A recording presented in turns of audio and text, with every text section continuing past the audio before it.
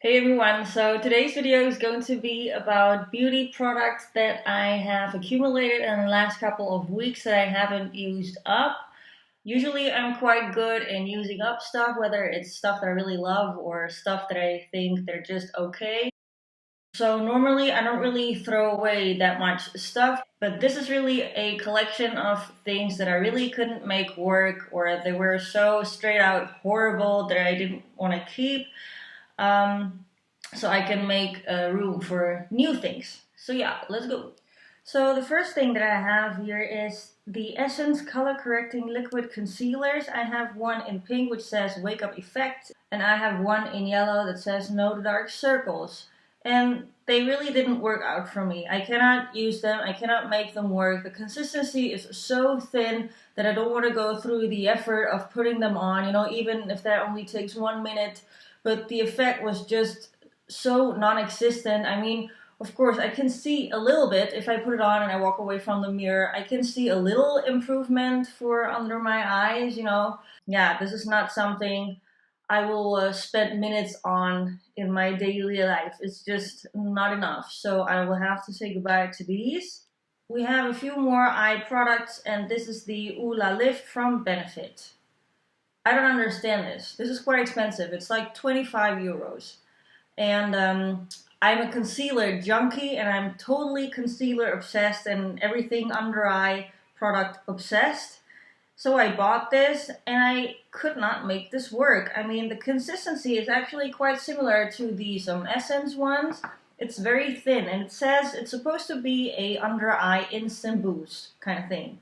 But it doesn't do anything. I mean, it's a little, very little brightening, but the same. I won't go through the effort if you do so little for me. I mean, I want to see more than that milliliter of improvement. The shade is like this. You dot it on, and you expect it to be like something. And it does a little bit on camera, but in real life you don't see nothing. So what I did, because I want to use stuff up and I don't want to waste stuff, I tried to use this as an eye cream. But in combination with my moisturizer, and at the moment I really use a very standard, not anything special moisturizer by The Body Shop, and it balled up on me, Those little pieces of rubber that you get if you erase a pencil drawing, that kind of balling up it was. So not usable for me, If it doesn't go together with a moisturizer, then I'm sorry. They're not good enough. And I don't know how other people make these work, but I don't understand. I don't understand. It doesn't illuminate, it doesn't brighten enough. It doesn't go together with a moisturizer. It balls up on me, so I'm sorry. You're too expensive for what you are. And it looks nice. The packaging, I love it. Maybe somebody can explain that to me down here in the comment section. Next, we continue with Essence. This is the Stay All Day 16-hour long-lasting concealer. I like the packaging. Again, I'm a sucker for concealers, so everything that looks slightly cute, I'm super drawn to. I actually like the consistency. It's not bad, it's creamy, it's not drying, but again, the effect, not enough. This is not a full coverage concealer. It looks like one, but if you blend it out, it disappears into some sheer kind of funk that I don't like, and it's just not enough. Again, I have dark under eye circles, and I want to cover them all completely, Then the last product that I will get rid of is the Peter Thomas Roth Instant Firm Eye. Alright, sounds super promising. Had this on my shelf for quite a while, and I thought, whoa, let's try this, because this is a quite expensive brand, at least for me, because I have to order it somewhere. They don't have it in Holland. And I was super pumped to try this. Listen, it says this. Directions. Apply to eye area and let dry for 3 to 7 minutes. Use damp cloth or fingertip to blend and pat away excess residue. And like, the moment that I read this, I was like, what residue? Is this supposed to give me any residue? Because I thought it's an eye cream or some eye product that I can just slap on and walk out the door, I don't want to wait 7 minutes and then damp my cloth and pat it away. What is that, It's not a mask, it's not a treatment. I want this to be a quick eye cream. Maybe I just understand this wrong. Anyway, it sounded super promising, so I tried this, and it's actually like a primer. It feels like a silicone primer almost. It's quite white to see through. So I put it on hoping that it would fill in my lines and stuff. And this looks crazy. After those 3 to 7 minutes, this will get white. White. I'm not lying. It will look like chalk under your eye. It looks horrible. And I don't understand this. You cannot expect people to use this in the morning when they're in a hurry. I mean, is this supposed to be a treatment? We go on to deodorant. This one I really hated. It's the Anti-Perspirant Pearl and Beauty by Nivea. This one is the worst deodorant I've ever tried in my life. I got this from my sister because she hated it. So I've been warned actually. But this one is the first deodorant that actually enhances my sweat scent. You smell even sweatier with this. I don't know what this does, but it's horrible. Why would you do that? Why don't you try out stuff, before you put it on the market? You smell like sweat with this. It's like sweat deodorant. It's the eau de sweat. Then we have another fragrance type product, and it's the Davidoff Cool Water Sensual Essence. And this one I really love, but I have the feeling that it changed fragrance. Like fragrance sometimes do that, right? And now it smells a bit too harsh or something. I don't know what happened, but I don't like it anymore, so this has to go. Then the next thing, it's the Mega Matte Lips. I really have been loving these, and I wanted to love these further, but I just couldn't because they dry out. I don't know if it's because I have had them for too long, but it's not that long ago. It's maybe a year or so. And I love the consistency. It's super moussey, it's none of those liquid lipsticks that are too liquidy and drying. And it smells amazing. It smells like tiramisu or something.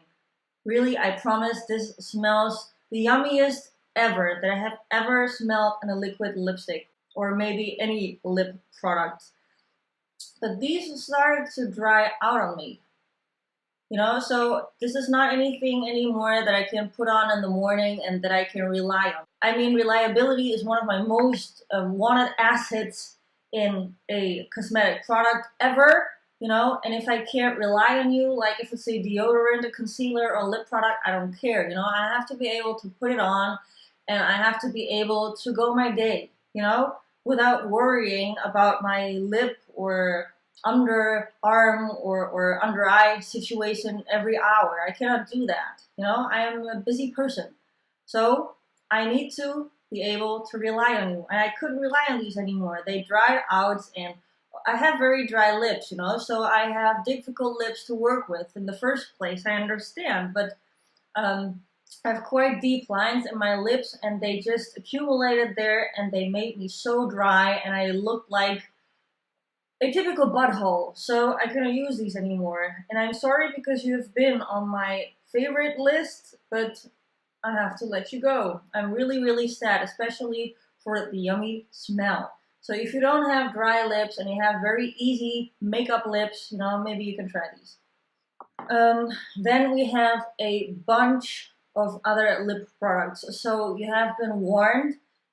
This I don't like for the same reason that I don't like the Mega Matte Lips anymore. This is the Estee Lauder Pure Color in the shade Nude Velvet, and it's a matte lipstick. Same thing, I put it on. I do enjoy the color quite a bit, I like nudes and mauves. They're my go-to color at all times.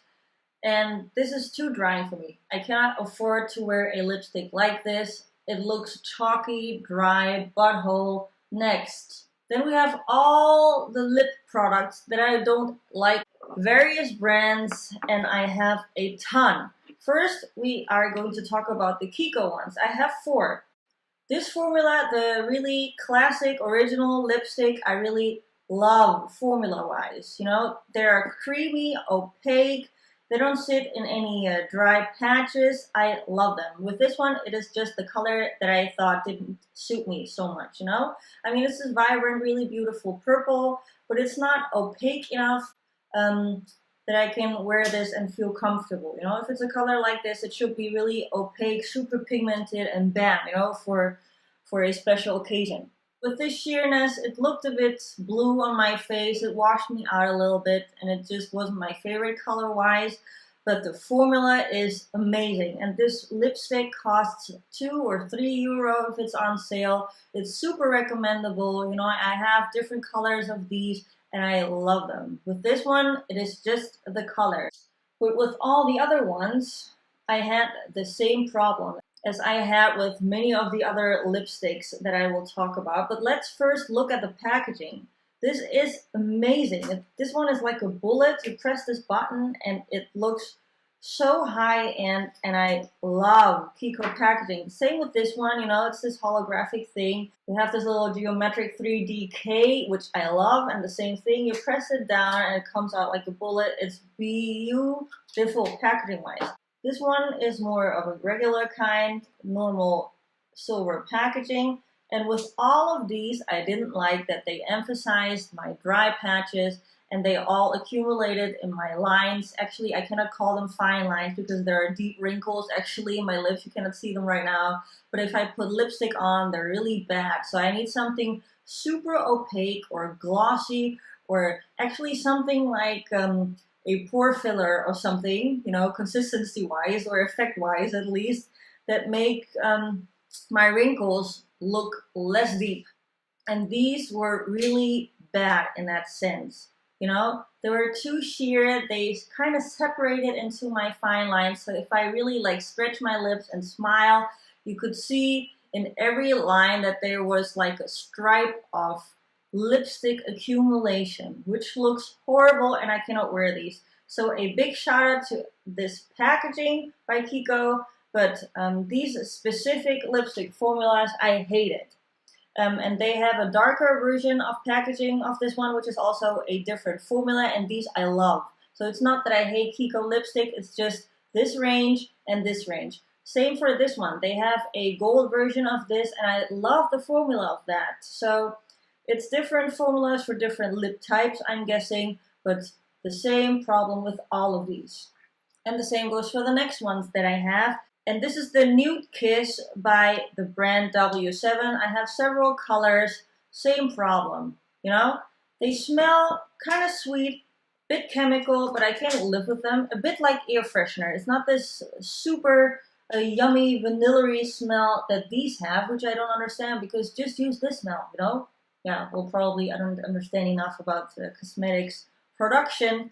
I have the same problem with these as with the Kiko ones. They accumulate in my lines. They look horrible. But with these, I cannot work, and they make me a little nude zebra on my lips. No. Same goes to the next ones, and these are lipsticks by The Body Shop. It's the color Crush line. Yeah, same with these. A bit too sheer and too much in my deep wrinkles in my lips, emphasize everything that I don't want to be emphasized, so these have to go as well.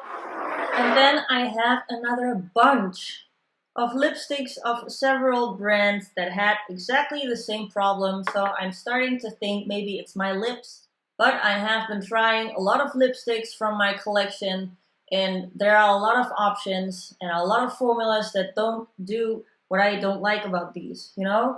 And it doesn't matter if it's high-end or drugstore. This one is the Makeup Revolution Lip Amplification. This did that to me, all in my fine lines, exaggerate my imperfections. This is the Full Shine Lipstick by P2 in the shade Imply the Truth. It wasn't good enough to keep. Same thing. This is the Jafra luxury lipstick in the shade Luxe Latte. Same thing again, beautiful shade, super up my alley, but too sheer and too much in my wrinkles. Then this is the Makeup Store sheer lipstick in the shade Exit. This is a really light color, which I kind of liked, but it has the same problem. which is a bummer because this one was expensive. Then I have a Max Factor lipstick in the shade Simply Nude. Again, the color is super up my alley, but it was just sliding and gliding on my lips and exaggerated everything that I didn't want to be exaggerated. And this one is the Covergirl lipstick in the shade Delish Regal, whatever that means. Again, super nice shade, but again, same old problem. I cannot wear these. I don't want to look like a butthole. I'm not a zebra. Okay, away from the lipsticks. We have a few face and eye products. First, we have the Make Me Blush by W7. I do love the shade of this blush, but it has glitter. I cannot work with glitter on my face. I bought this online, so I didn't know that it had much glitter. And sometimes if a blush is too shimmery, I just use them as eyeshadows. But this one is not opaque enough, not pigmented enough to be an eyeshadow. And the glitter was too dominant in that shade, you know? So you had a really slight pink flush with a lot of chunks of glitter. I cannot work with this. Then we have another product by Kiko, and this is the Cream Crush in the shade 02. I do like the shade, and this is a cream eyeshadow. This crumbles away, and this has no pigmentation. And the only thing that you are left with is chunks of glitter with a little greasy flush of pink.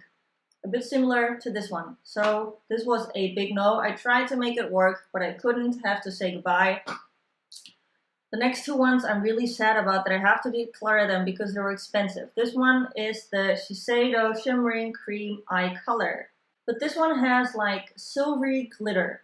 I love rose tones, I love rose golds, you know, but as soon as they shift into a silver, I cannot work with those. They don't suit me. I cannot have silvers on my face. I just think it's a bad look for me. So very disappointing because I bought this online and I saw the shade and I loved it, but I didn't know that it would shift into silver. And it's super difficult to research these kind of things because you look at swatches and every swatch looks differently, you know.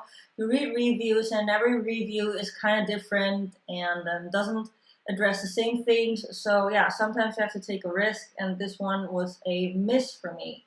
The next one, again, good product, good quality, but just not my shade. It's the Brilliant Shimmer Cream by Sigma. I love the packaging, the holographic thing. I'm a sucker for this, as everyone is. Again, I looked at the shade online. It looked beautiful, and the consistency is great, and the quality is great. But this, again, shifts into silver. It just doesn't suit me, man. So it will be beautiful on people with a blue tone but dark skin, you know. That will be, I think, the best, because then you can easily wear that silver, you know, without looking gray or like washed out or dead like me. So yeah, bummer that this didn't work out for me because I really wanted to love this. You know that feeling, right? You buy something and you really want to attach to it, but you just can't because it doesn't perform the way you like. Same goes for this one. This one is again by Essence, and it's the Prismatic Rainbow Glow Highlighter.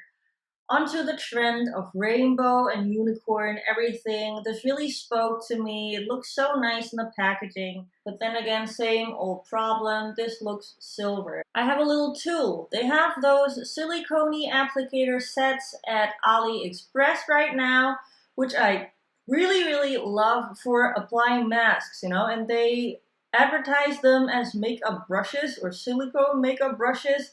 But I really don't know whoever could make these things work as brushes. You know, what do you want to apply with those? This one is the eyeliner of that, and it just didn't work. I thought, you know, it could be nice. You know, it's a silicone thing, so maybe it gives you a really detailed application, but it doesn't. The product sits really differently on this than on a eyeliner brush, for example. The brush holds the product more, you know, sucks up the product more, and it kind of distributes the product more evenly. And this one just takes a glob of your eyeliner and you put it on, and you just have that glob in the first third of your eye, and you have nothing left for the rest, and you have to like smooth it out, and it's a big mess. This one is unusable in my opinion, and the other ones, You know, it came like in a set of 5 or something. They were great. I mean, I use them all for masks. And as I said, I don't think you can use them for anything else. Very disappointing too, but maybe it's a bit too old. So we'll leave it at that. But this is the Longwear Gel Eyeliner by Bobbi Brown. I have it in the shade Sepia Ink.